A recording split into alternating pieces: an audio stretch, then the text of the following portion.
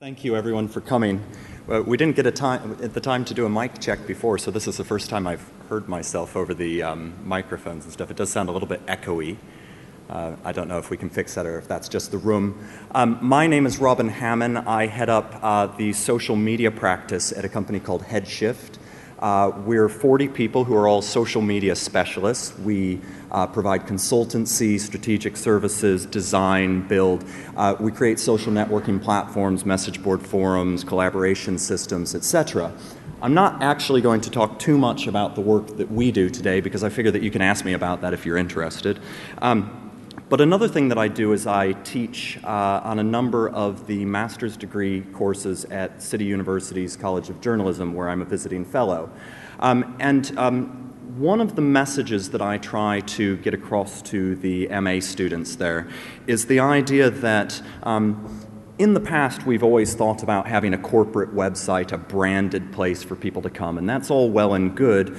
The problem is the only people who are ever going to visit that are people who already know about you and the work and the services, the organizations that you support.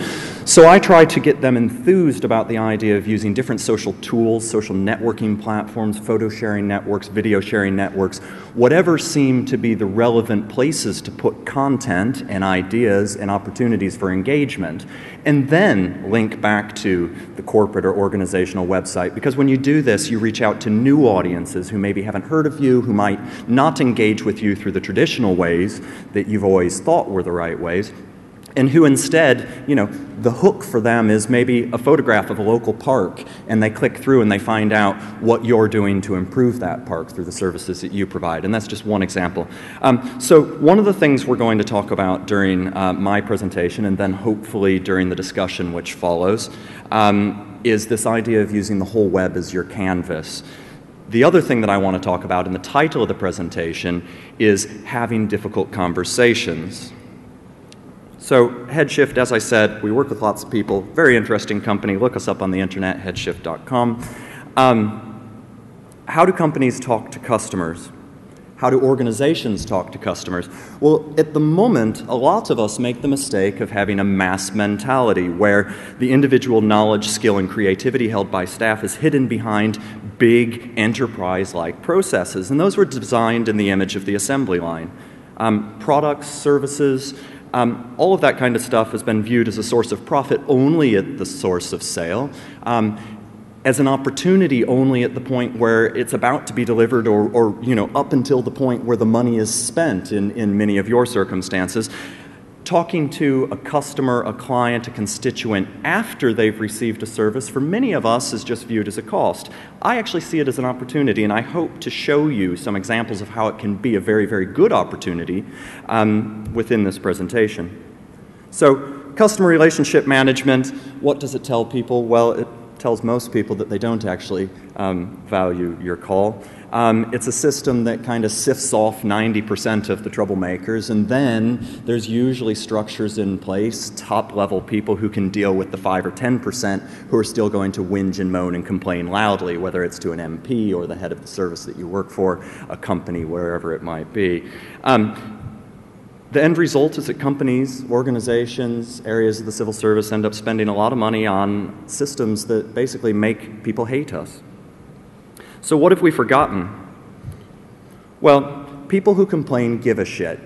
Now, if you think about this, this makes a lot of sense. If you have different opportunities to find services, to buy things, to have different experiences, if one of them is bad, you've usually got another place that you can go. Now, I know that that's not necessarily true in the case of the civil service and a lot of the work that you're doing. Oftentimes, people don't have another place to go to receive those services. So they do care because they're paying for it. They do care because they want you to do a better job. And they do care because they don't want to be disappointed by the services that you're providing. And the way that I found myself learning and became interested in this is I spent about 8 years of the last 11 years at the BBC looking after and managing online community spaces where members of the public can come in and voice an opinion. Now, sometimes they would come in and attack us. In fact, they would come in and vociferously attack us, probably more so even than the Daily Mail on a daily basis. The typical comment would be something like, your presenter said this, your program did this, I hate this, I paid for this, I demand that you get this off our airwaves, I demand that you change this, I demand that you fix it. And the key word was that last bit, I demand that you fix it, because what that meant is that we could do a quick turn of phrase where we would say, okay, we've heard what you had to say. We acknowledge you think there's a problem. We'd like to engage with you over it. And then, if you've got some concrete ideas as to how we might improve our services or make changes that will please you and other members of the audience, then, we'd like to involve you in that process as well. And I think, this presentation and the kind of step-by-step approach I'm going to walk you through in a moment is really something that's come out of those learnings of, 8 years of being under attack. And I suppose if any of you work in, kind of communications, marketing, press relations within the civil service, you know exactly what I'm talking about, this kind of siege mentality where, it sometimes seems like the only people who are engaging with you are people with a problem. I don't actually think it's a bad thing. I think it's actually a sign that people deeply, deeply care about the services you're providing. And if you can flip that over, turn it around, make those people your best friend, you'll be doing yourselves a big favor. So, step one, I'm a social media specialist, so when I talk about listening, what I really mean is going out on the internet and finding what people are saying about you and your organizations, the work that you're doing or that they feel that you're not doing, the work that they think you're doing that actually you don't provide, all of that stuff. You can find people putting comments, posting photos, posting videos, going to all sorts of different websites, having conversations about the services that you provide. So you need to know how to find it and listen to it. And there's a few very simple tools that you can begin to use for free to do that if you like. So this is Page Flakes. There's another one called Net Vibes.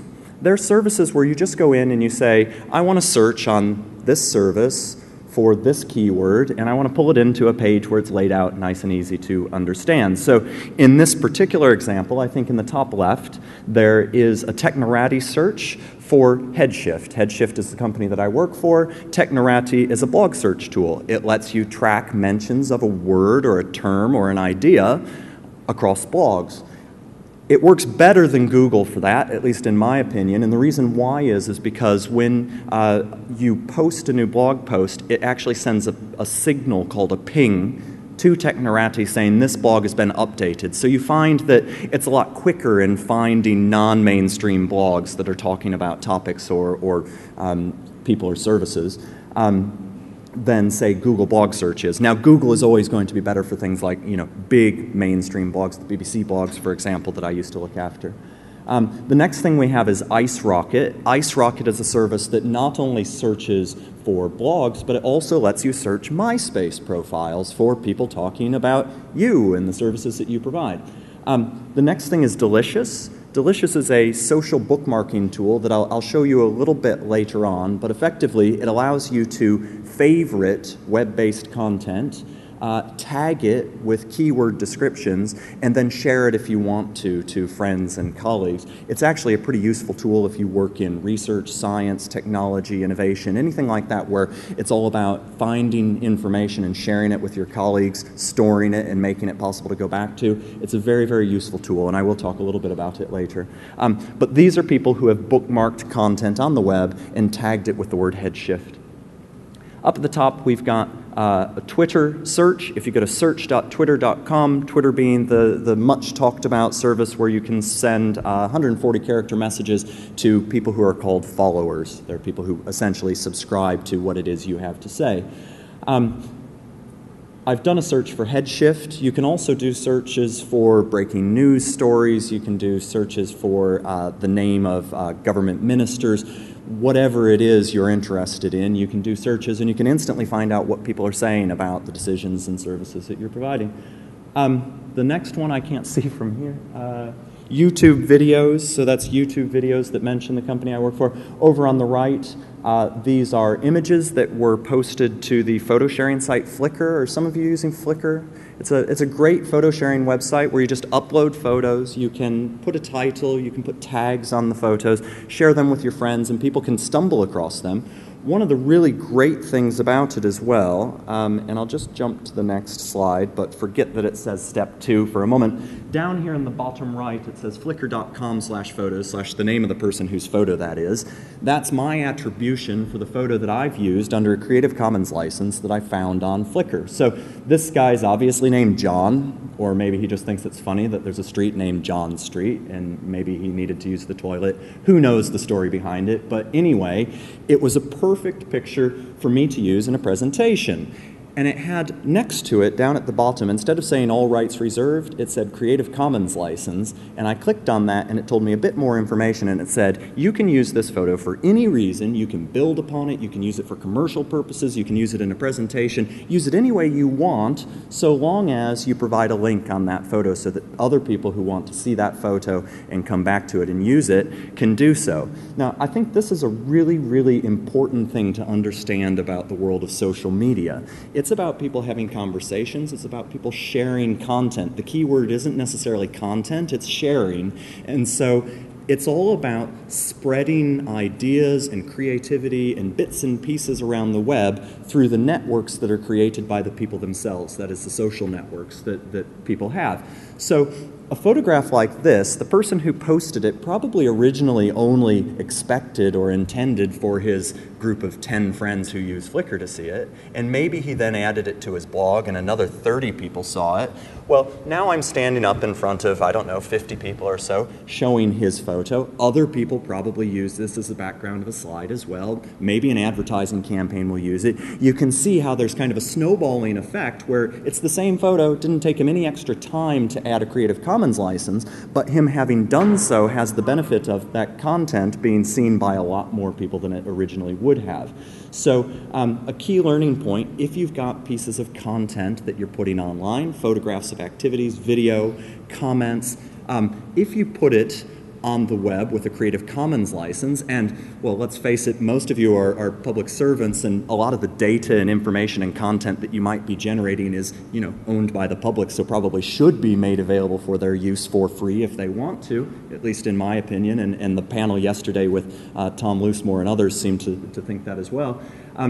Put it on the web in a way that people can share it, use it, mash it up, do things with it. I'm just going to go backwards for just a second to show you the last thing, which is down at the bottom, Google Alerts. For Headshift, you go into google.co.uk/alerts, and you can set up alerts. This is really useful if you're working with people who are a little bit afraid of the web and they're email friendly. Well, you can go into the back end of Google for them. You can set them up a Google alert, and it will fire out an email every day that contains all the things that Google found with that keyword or policy decision or whatever it might be. Another one that might be useful for some of you, a service called chipwrapper.co.uk. It was created by a guy named Martin Bellum. Martin used to work at the BBC. He's a bit geeky, he's a developer, and he likes Doctor Who a lot. So he decided that he wanted to create a system that searches for and brings him back every single mention of Doctor Who or the characters in the current series of Doctor Who, automagically, as we call it in the internet world. And so he created this thing that basically it's a Google search box that sits on top 25,000 RSS feeds that come out of news and media company websites in the UK only. And then he decided, well, not only is this great for Doctor Who geeks like me, but actually other people could use it to search for stuff too. So if you go to chipwrapper.co.uk, you type in the name of a government minister, you type in the name of the area of the civil service that you work in, you type in your own name, it will pull in every single UK news and media mention of that particular word, only in the UK, straight to your screen. So I think it's a particularly useful service. It piggybacks on top of RSS. If you don't know what RSS is, it's basically, it's called Real Simple Syndication. It takes a website, it strips out the design, it strips out the structure, and it spits it out as what's called a feed, which is essentially just the content from the page, just the news article or the blog post or whatever. And what Martin has done is he's aggregated those things together and spit it out in an interesting and useful way. And again, this is something that is increasingly being done with government data, where people, usually members of the public, who, like Martin, are doing it because they're interested and passionate and want to, create something for the public good. They take a data feed out of a government website and plug it into something like Google Maps. So you can suddenly see things like flood alerts on a Google map, or rubbish collection problems, or whatever it might be. And I'll show you some screenshots of that sort of thing. So back to John. Step 2, if the first step was to listen and be aware of what people are saying about you in social media space, then the second step must be to acknowledge it. That is, say that you've seen it, take some responsibility, let people know that you do actually care. So this is a project that I worked on when I was at the BBC. I was the head of blogging at the BBC, which is a grand-sounding title, but basically meant I had no funding, no staff, and wandered around helping people make their blogs better. Up in the top left, you see a mix of services, kind of like what I showed you on Page Flakes. You could use an RSS reader, you could use Net Vibes. There's lots of different ways to pull together the searches that you do on social media services, but that's a selection of the social media services that the BBC Internet blog uses. Now, this is one of the BBC's transparency and accountability blogs. The purpose of it is to talk about the editorial decisions and technology decisions that BBC people make along the way. Another one, and probably a more famous one, is the BBC Editor's blog that some of you will be almost certainly be familiar with because it's hugely popular. This one is the bbc.co.uk blog, so it's future media and technology people within the BBC. So they filter for content, and when they find it, one way of acknowledging it is they add it to Delicious, which is that bottom left window there. Now, Delicious is a social bookmarking tool. It's really simple. There's a little button in the top of your browser. You click it, and it pulls up the name of the page, the URL of the page. You can put a note if you want, and if you want, you can add tags. You click Save. It sends it to Delicious, which stores it. It becomes like a repository of links. So I've got something like 2,000 links. And so it has allowed me to move from company to company without losing all my links that were on my laptop. It means that when the IT guys in the basement upgrade the systems and blow out all my bookmarks, I don't have to worry about it because, they're here, they're in a third-party place, they're up on the web, they're not going to disappear. But it also has this really wonderful feature that not a lot of people use called the network feature that allows you to essentially say, I know this person, or I'm interested in the links that this person is bookmarking, and it allows you to then share those links with each other. So I worked with the program making team at Panorama, who 5 or 6 of them were researching a particular program idea, investigative report. All 5 of them set themselves up with Delicious bookmarking. They had their own accounts. They set it to automatically save it as unshared, and then they would share it with a central account. So it became like a central repository of a sort of crowdsourced filtering of links and web-based content. So it's 5 people all feeding one, and then they've got it there as a repository. It's never lost. It's not lost in emails. It's not forgotten, and it was particularly useful for them. But another great thing that a Delicious account allows you to do is you can feed it straight into a blog.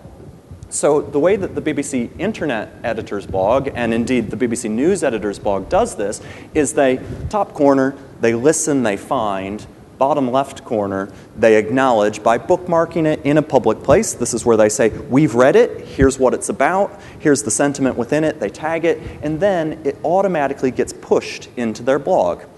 Now, this is actually a technique that I learned 3.5 years ago when I became a dad for the first time. I used to blog 1,000 to 2,000 words every single day. I wasn't, hugely busy all the time at work, so I filled my free time with reading web-based content and commenting on it, putting together blog posts, and linking to stuff. I built up a big audience, and then I had a kid, got 2 hours of sleep a night, got busier at work, and suddenly I wasn't creating any blog posts anymore. So I discovered that I could use Delicious bookmarking to auto-post once a day my web links into my blog, which meant that each and every day, as long as I had time to read a few things online and bookmark the things that I thought were interesting, I was able to create content. So the actual amount of time and effort, okay, don't know what just happened there, but The actual amount of time and effort that it took me to generate content was negligible because what I did was I mapped a social tool, that is social bookmarking tool, onto my existing processes, which I think is another thing that you can learn to do. If you're a research-based organization, bookmark on Delicious, push it into a website. You're creating content by doing something that would have been hidden from view previously.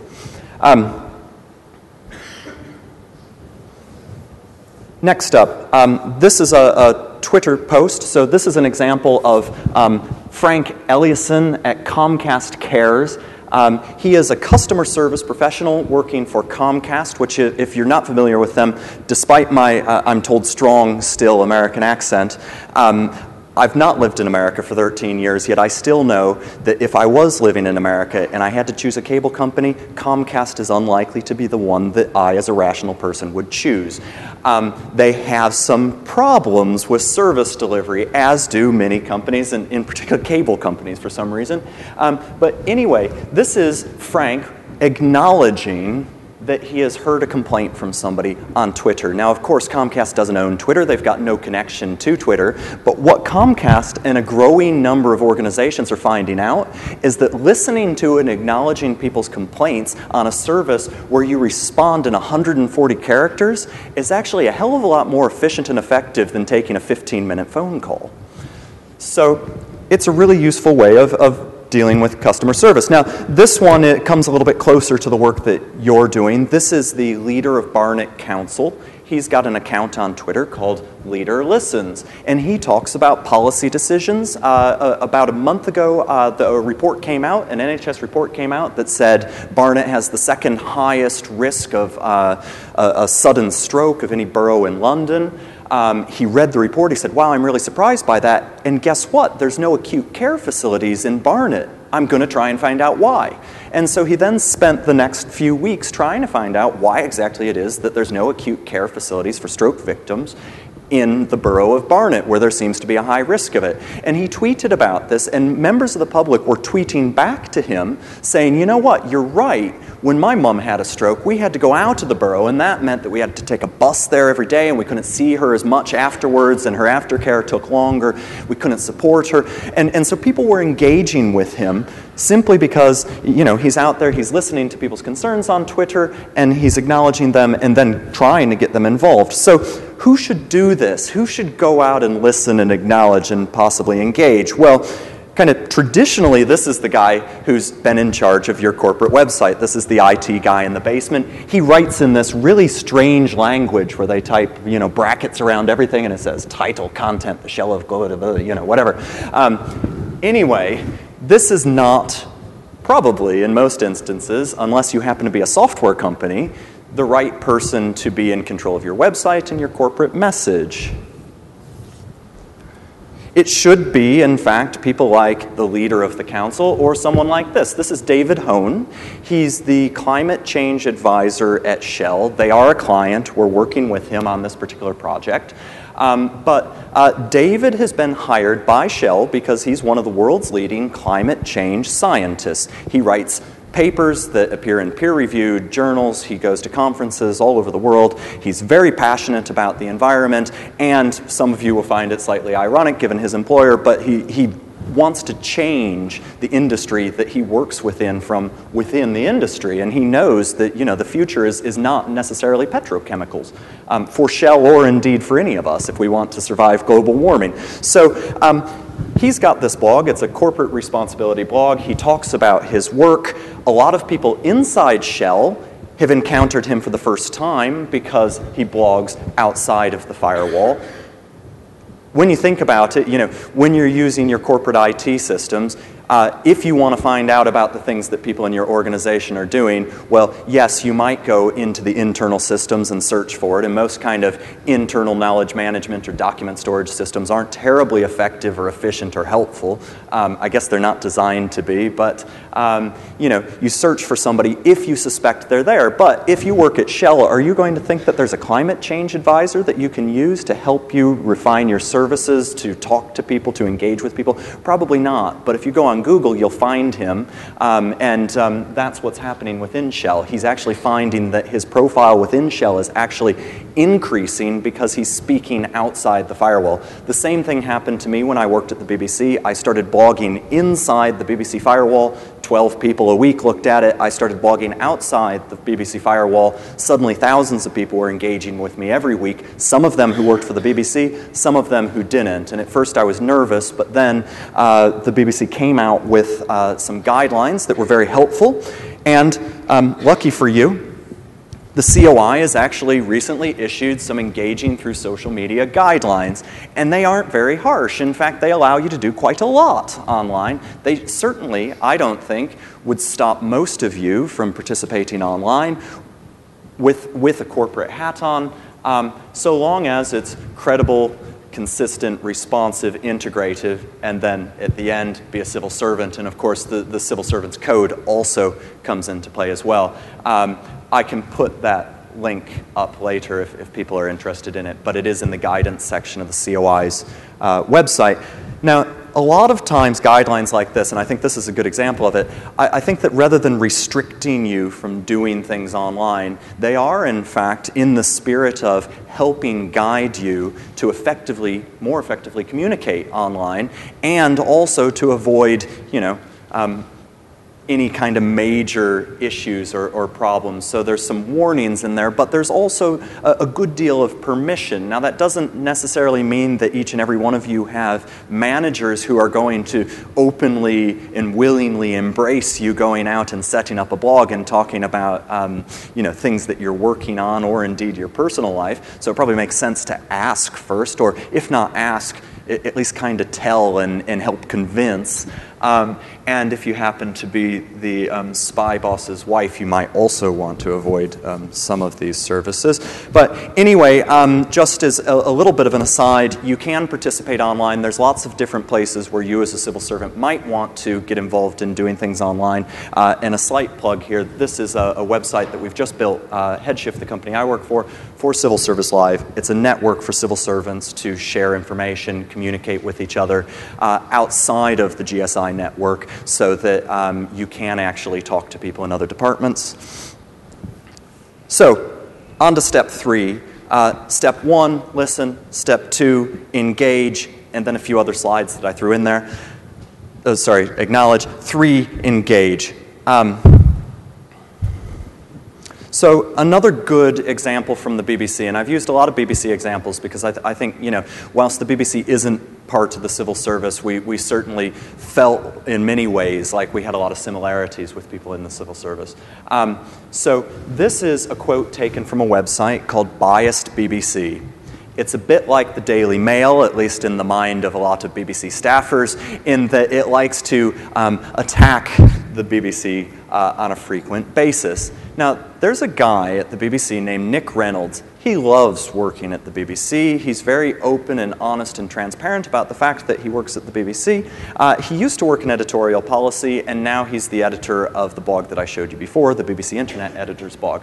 Now, Nick, for no other reason than the fact that he hates it when people get the wrong end of the stick or criticize the people that he works with or the program makers that he knows to be skilled professional people, he goes out on the internet and he responds to what people say. Now, in one instance, he got attacked. And this is exactly what happened after he got attacked. So he was attacked. I don't even remember what the attack was. But after the attack, about 15 people came on, people that he argues with on Biased BBC every single day, came on and supported him, said, you know what, you're wrong. This Nick guy, he's all right. I love this bit. We generally don't agree with him, but he argues courteously and cogently. And I think that what had happened was that the person had threatened to go back to the BBC and complain that he had, come in unwanted into their forum, their kind of anti-BBC space, and it was, trying to wreck things there. I think it's an important thing to keep in mind. Coming into a space, you need to have listened and acknowledged and learned first. You need to know what the space is all about, what sort of people are there, what the social norms and rules of the space are, before you just blunder your way in and make a big gaffe. And I think it's an important point of learning. You need to know the space and understand the guidelines and rules before you barrel in. But once you're respected in that space, people will support you. Time and time again, in fact, I've seen that. This was a BBC Manchester blog, a good example of where I personally have used some of these techniques in the past. So the BBC, as you'll know, every time a fuel depot blows up or there's bad snow or whatever it might be, they get 15 or 20,000 photos sent to the yourpics@bbc.co.uk. Now, it's not a very scalable situation. The systems in place, the technical systems in place, groan under the crush of fluffy kittens playing with balls of yarn. And the editorial process also breaks. There's not enough people to throw at the problem, which is too many pictures coming in all at once for them to possibly look at and decide which ones are the best. If you've ever sent the good people at CBeebies a birthday card for your child and it's not appeared, that is exactly the reason why. It's not that they don't like you, it's not that your Maca-Paca wasn't as good as the next Maca-Paca, but it was because they probably didn't have time to open the envelope, having already selected the 15 for that day that they were going to use. But anyway, don't let me put you off. This was an attempt by the BBC, a thing that we dreamed up to try to address this problem of the crush of user-generated content and to do things a little bit differently, to engage, to listen and acknowledge and engage with people without necessarily owning their content, providing the platform, moderating their stuff. So we set up this blog where we ran workshops at the BBC offices in Manchester. I don't know if Salford Quays will have this, but one good tip, if you ever get invited to the BBC Manchester Club, you can get a can of Foster's for £1. And so we invited members of the public in, we plied them with Foster's, we showed them how to blog. One man, 76-year-old guy, he'd been emailing his grandsons for several years with photographs and information about his family history. He knew that they ignored him because every year at Christmas he'd ask them what they thought of the information he'd sent, and they'd kind of go, "Granddad, stop spamming me." Or they just looked at Facebook and didn't use their Hotmail anymore, like many young people. Anyway, we set up a system that allowed him to CC in a blog. He set up a blog, and then he put in the CC list, along with his grandsons, a blog where every blog post, which was every email which contained a photo and some information, would also appear on a blog. And in his signature file at the end of the blog, he put a username and password as well as the address for them to get in, because he knew that once he was gone, they probably would be interested in all those dumb photos and stupid family history, boring stuff that their granddad sent. Anyway, he was one of the more interesting ones, but we invited people in, we showed them how to blog. We then said to them at the end, now that you're drunk, will you sign this thing that says that I'm unlikely to break the BBC's editorial policies and guidelines around taste, decency, and what's legal and what's not legal. Most of them did it, except for one guy who said he just couldn't sign anything. And then what we did is we linked to them. So in the bottom right corner, you see a link to the front page of the 35 participants in this project. We were sending them traffic by linking to them, and they linked back to us because we were good people and they were good people. And then we used RSS to pull together the 35 feeds of these bloggers that we'd engaged with. And we cherry-picked the best of their content. So we'd just write a post that says, Tom went down to Gay Carnival yesterday, got some great photos, and here's what he had to say. We quote from him, link to him. So we'd simply quote and link and send our audience to them. After a few weeks, all the program makers within the BBC started feeding on this blog as a way of finding fresh local content. Well, that was actually something that when we first launched the project, we got criticized for. This is my response to Kate, who, following the first post that explained what we were going to try to do, which is what I've just explained to you, she came along, she saw the post, and she said, wow, sounds like a great idea. And she says, for this, they will not be paid, will not in anything but traffic and bragging rights. I can hear a few people sniggering right now about this being a clever way for the Beeb to land themselves some free, fresh, local content. Well, lucky for me, I'd set up monitoring systems where I could listen to hear what people said about the BBC Manchester blog. So within about 5 or 10 minutes of her posting this, I went along to her blog and I posted a comment where I said, you know, interesting points you raise. I will be addressing them in a post on our blog later on today. Thank you very much for taking the time to read. A few minutes later, she posted a comment saying, oh my God, I can't believe the BBC actually saw my blog and cared enough to listen to what I had to say. Wow, we'll see what they have to say. Maybe it's not so bad anyway. I then wrote this blog post where I quoted and linked back to her. That is, I acknowledged that she had a problem, I took some ownership of it, and then I engaged with it. I hit it head on, and I explained to her why, while she makes a good point, that actually she'd gotten it a little bit wrong, and that, you know, my view of what we were trying to do was a little bit different than what her view was, at least initially. She then posted a comment saying, wow, you guys sound awesome. I can't believe we read the same blogs. You're quoting the same people as I quote every day. What can I do to help? A few weeks later, we actually hired her to be BBC Local Radio's first ever blog correspondent. And once a week, she would do a 10-minute review of what local bloggers were saying about what was going on in the city. It was a great result. We engaged with somebody and they turned into our biggest supporter. And I think that, you know, this is something that not only radio stations can do, but all sorts of organizations, regardless of what you're doing. So listen, acknowledge, engage. This is a site called getsatisfaction.com. Some of you will have seen this. EasyJet has a presence. No surprise, Ryanair doesn't seem to. But anyway, what happens here is it acts like a magnet for people who have experienced bad customer service to come complain and get some satisfaction. And sometimes satisfaction comes through just kind of getting something off your chest and having a moan. Other times, getting satisfaction comes from getting a response from somebody like this. So this is Paul Hopkins. He's an official representative of EasyJet, a customer services person. He doesn't answer the phone. He responds to people on EasyJet, and probably these days on Twitter and some other services as well. So you go on, you have your whinge, and somebody there who can do something about it can respond. If you ever have a flight canceled or have another problem, I highly recommend it. People do quite frequently get satisfaction having used it. Step 4. So we talked about listen, acknowledge, engage. I think actually collaborating, once you've done those things, is the real exciting opportunity. Another BBC program, a lot of you will be familiar with the Eddie Mair-fronted program that goes out on Radio 4 every evening called PM. This is a spin-off program. It goes out on Friday. It's not a radio program with a blog. It's a blog that creates a radio program. And what I mean by that is they involve their audience in the entire program-making process to find out what they want the program to be about, who they know who might participate in the program as an interview guest, or if they have web links or other information that would be useful. They help with the running order, which is what this screenshot is. So the old way was to go into Radio Man and the ENPS and the various other electronic production tools that the BBC uses and sit there at the terminal and do it yourself and save it in the terminal and not share it with anybody.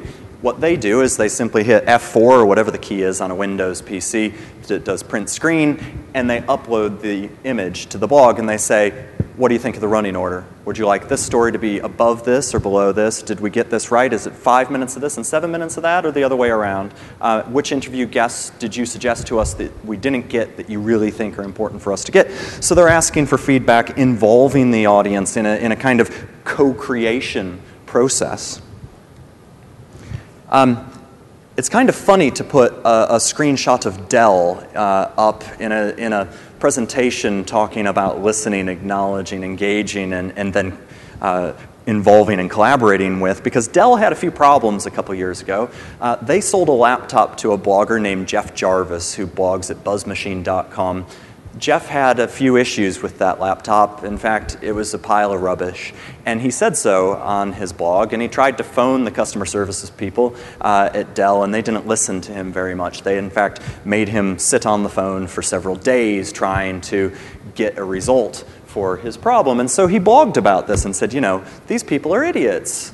You know, if I had good customer service, I would blog about it. And people would say, hey, that's a good company. I want a Dell computer. But because they've completely cocked this up, I'm going to blog about it.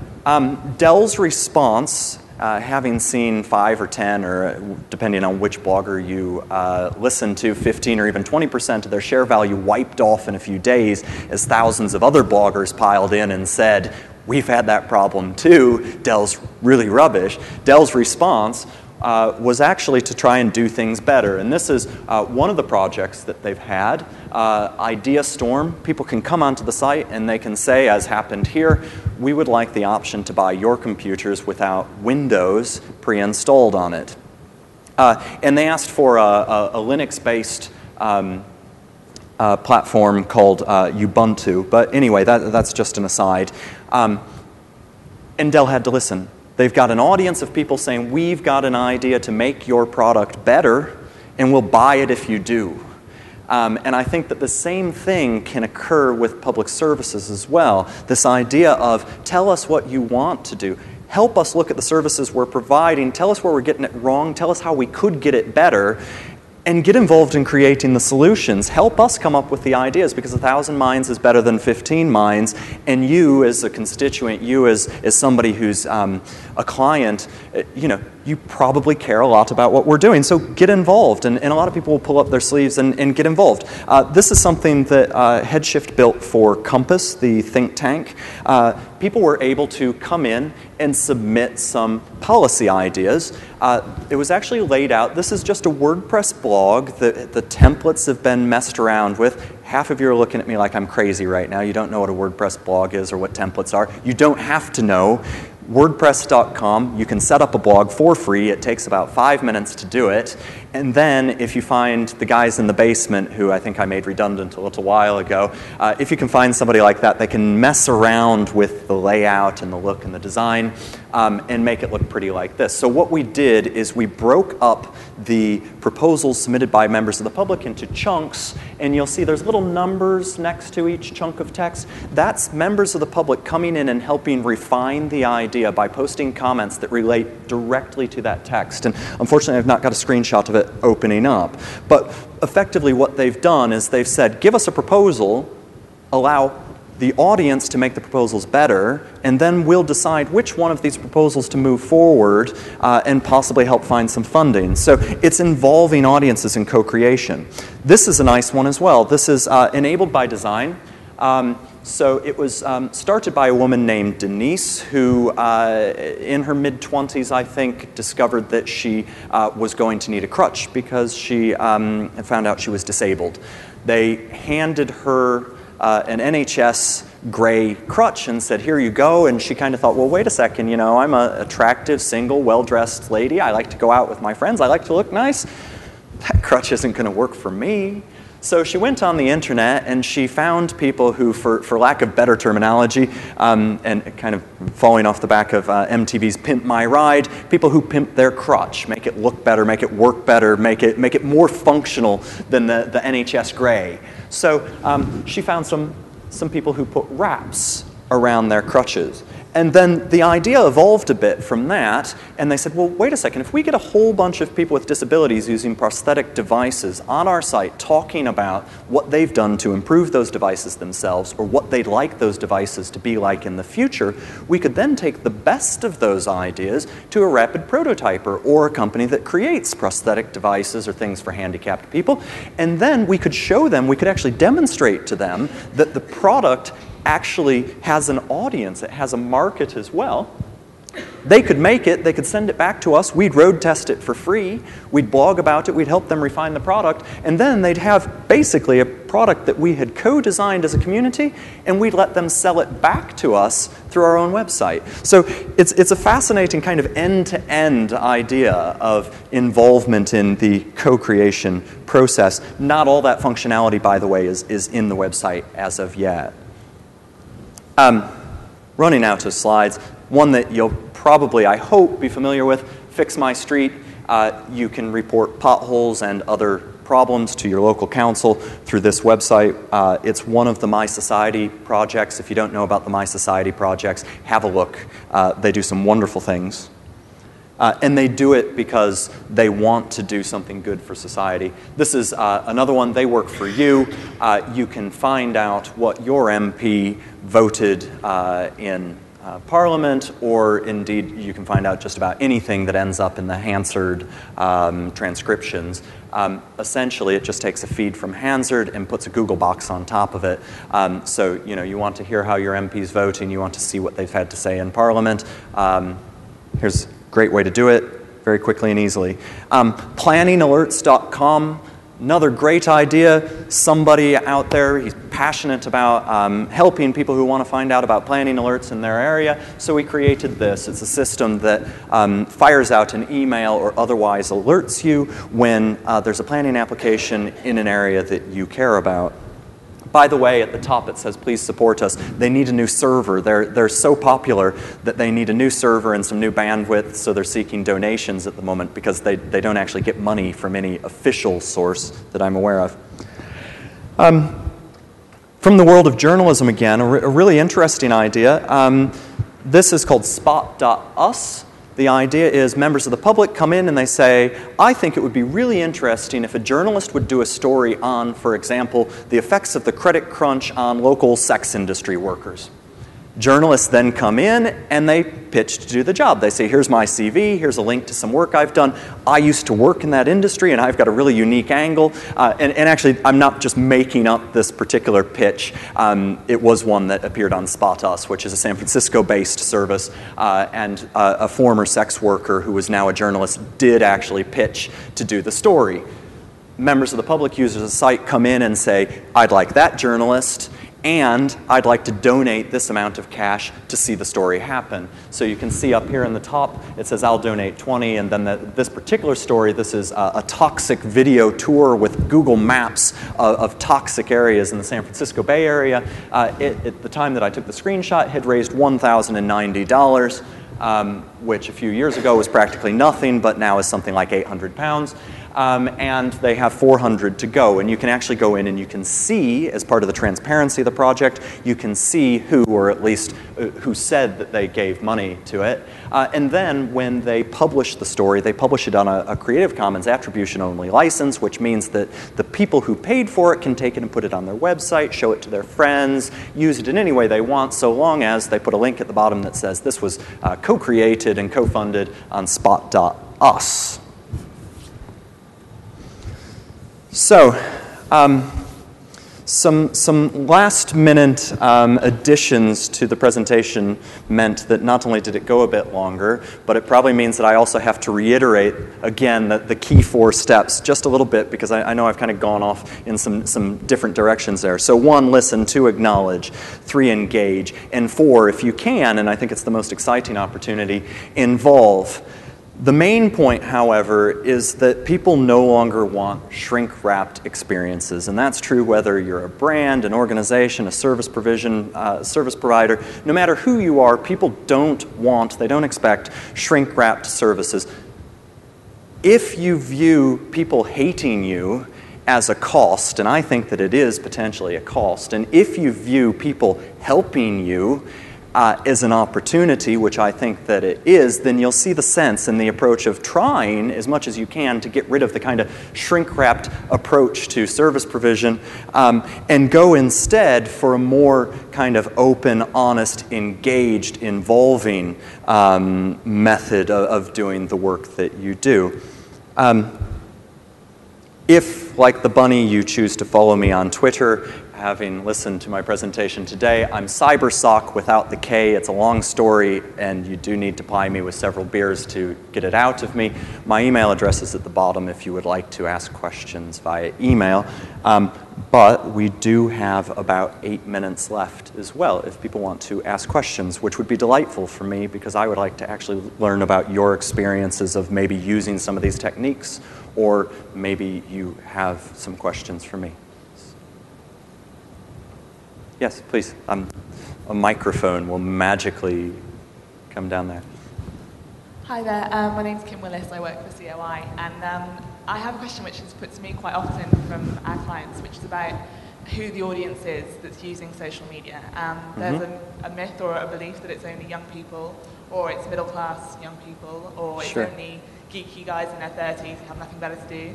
So Yeah, and I was wondering if you had any insights into that. Yeah, sure. I think that monitoring and engaging via social media is only one of several approaches and tools that you should take, particularly in public service provision, because as I think you're alluding to is that there are big slices of society who aren't going to be participating in these spaces. That is changing as more people get broadband, as more people start to use the internet on their mobile phones. You get younger people, you get older people, and I certainly over the years that I've been online since 1985, have seen it go from a real kind of niche thing for a very kind of specific audience of people to something that is kind of mass audience. My mother recently started following me on Twitter, and I don't know how I feel about that, because now she knows about all the things that she stopped knowing about when I was 15, and but my neighbors across the street now follow me on Twitter for no apparent reason other than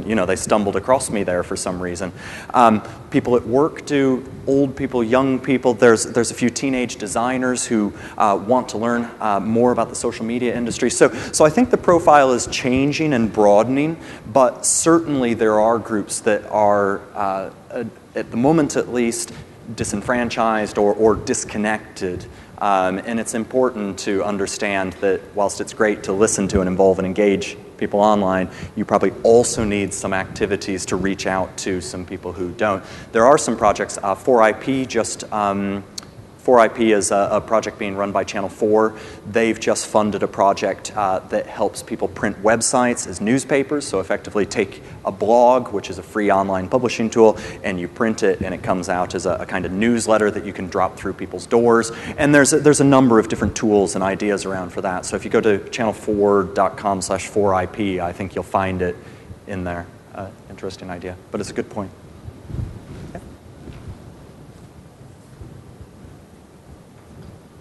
Phil Hodgson from Ministry of Justice. This is more an observation than a question. Mm-hmm. You talk about acknowledge and engage and doing it within 10 minutes or whatever it is.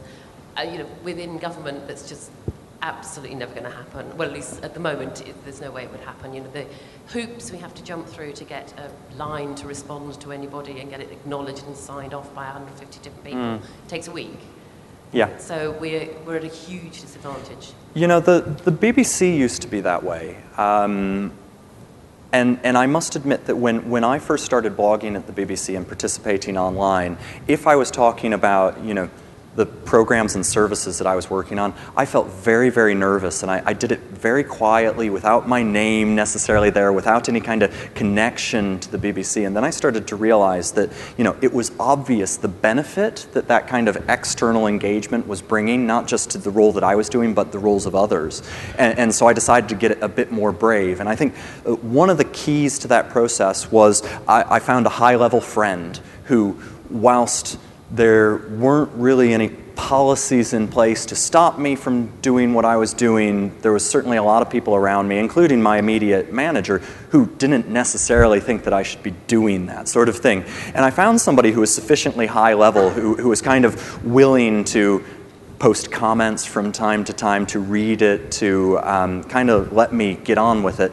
But this was something that we found at the BBC time and time again, is that to push boundaries quite frequently, as people did it out of love for their own reasons, would go off-piste and just set up a blog quietly and try it out and talk about what they were doing. Now, I'm not encouraging you to go off and do things that could lose you your job, but I do think that those COI guidelines that are available would give just about any civil servant a pretty good argument to take to their bosses in either asking for permission or, indeed, as many BBC people did, with good effect, forgiveness afterwards. And I think, there are some blogging civil servants who have just gone off on their own and started doing it within the guidelines, who are careful about what they say, are very careful about what they talk about and how they talk about things, but who do so quite effectively within those boundaries. And no one is going to be able to say that it's a bad thing because, it's within the boundaries and you can see that it's doing good. But, absolutely, I understand what you're saying. You don't want to get sacked for going out and blogging, and I completely understand that. There's a COI bus downstairs. I'm sure the people there can help with this kind of thing, too. Yes, they definitely can help with this sort of thing. There's time for one more.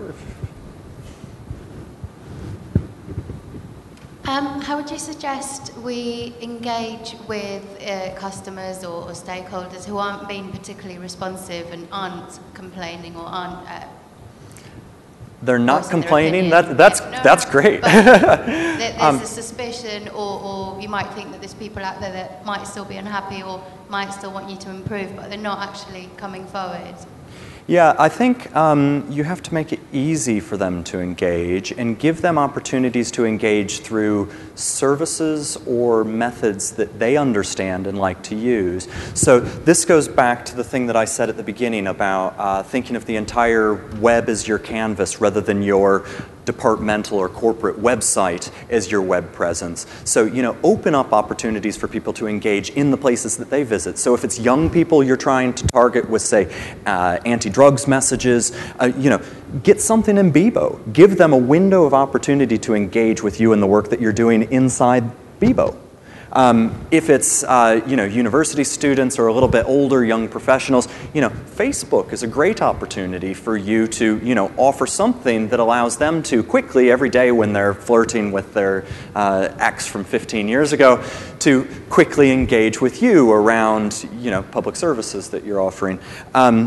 So I think you do have to be creative about it, certainly, and I suppose some of you probably do work that it would be almost impossible for me to dream up a way to, creatively engage with audiences in some space that, is relevant to them. But most of you, I bet, could, if you really put your minds to it, maybe even sat down with the people that you're targeting and asked them, what services are you using? How would you like to engage with us, and from where? Some audiences it will be email, and that sounds pretty boring, but hey, it might be quite effective.